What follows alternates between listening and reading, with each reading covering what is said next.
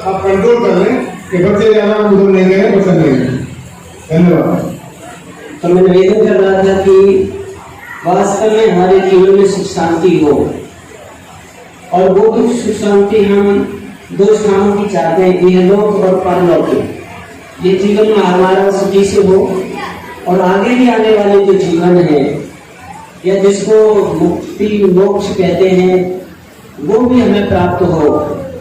तो उसके लिए सुना प्रणाम जी ने कहा, यह तो अभ्युदय निश्चय सिद्धि सधर्म।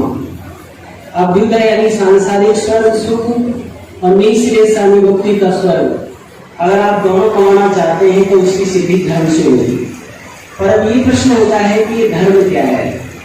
तो धर्म धारण धातु से बनता है, धारणात् इत्याहु धर्म, यानी जिसको धारण करने के बाद मेरा स्वयं का जीवन और अन्य सब प्राणी सुखी हो जाते हो, वो धर्म है।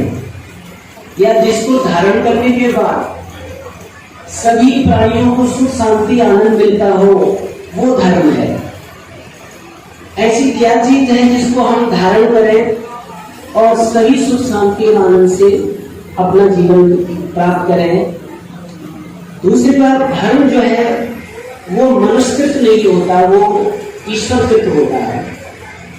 मनुष्यों को छोड़कर आप जितने भी संसार में पदार्थ हैं, वस्तुएं हैं या पशु पक्षी आदि हैं, उन सब का भी एक मौलिक धर्म होता है जिससे उनके जीवन में शांति रहती है, व्यवस्था रहती है, और वो परमात्मा प्रदत्त है। जैसे अग्नि का धर्म है दाह और प्रकाश, यानी जहाँ प्रकाश है, जहाँ ज्वलन शक्ति है, वो अग्नि है। और जब तक वो धर्म, वो गुण उसका उसमें रहता है, वो अपने अस्तित्व के साथ रहती है। जल का धर्म शीतलता, द्रवत्व है, ये भगवान ने दिया है। पृथ्वी का गंध है, ये ईश्वर का तय किया हुआ है। वैसे ही पशु पक्षियों को भी देखेंगे, गाय का एक अपना धर्म होता है, मौलिक स्वभाव होता है, गधे का अपना अलग होता है, कुत्ते का अलग होता है, दुनिया के जितने भी हैं, सूर्य का अपना एक मौलिक स्वभाव है और धर्म है जिसके द्वारा वो अपना अस्तित्व बनाए हुए है। चंद्रमा का एक अपना मौलिक स्वभाव है जो ईश्वर ने दिया है। मनुष्यों को छोड़कर वो अपने धर्म में थे, आज हैं और आगे रहेंगे। वो अपने उस गुण धर्म से कभी विपरीत नहीं जाते। लेकिन ये मनुष्य एक ऐसा है जो भगवान ने हमें मौलिक धर्म दिया है जिससे हमारे जीवन में सुख शांति आनंद स्थिर होता है और सभी प्राणी सुखी होते हैं। हम उससे अलग हो जाते हैं, हम उसकी जगह अधर्म को अपना लेते हैं।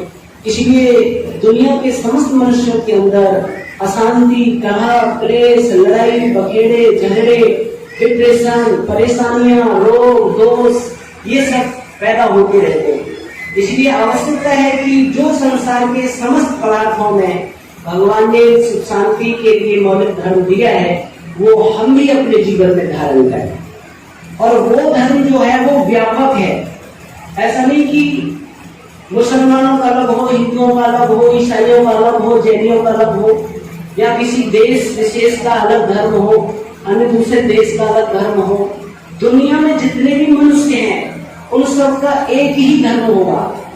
जैसे उदाहरण के लिए, नहीं सत्यात् परो धर्मा नान्यथा पापम परम। सत्य बोलने से बढ़कर दुनिया में कोई धर्म नहीं है और झूठ बोलने से बढ़कर दुनिया में कोई अधर्म और पाप नहीं है। अब इसको व्यापक करके देखते हैं।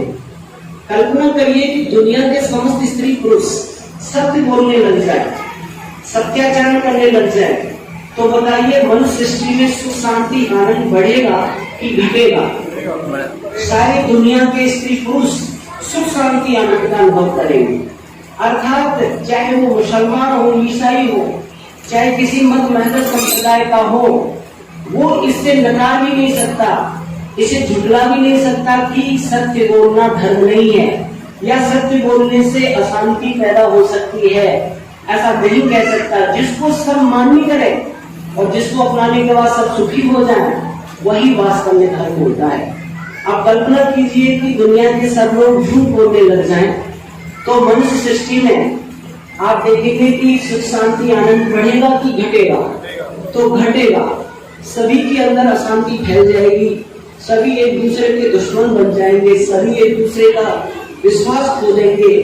इसीलिए जो मंतव्य और कर्तव्य, जो ज्ञान और कर्म, जो अंदर का ज्ञान और कर्म में परिणत होने के बाद प्राणी मात्र को सुखी कर देता है, वह सिद्धांत ही धर्म होते हैं।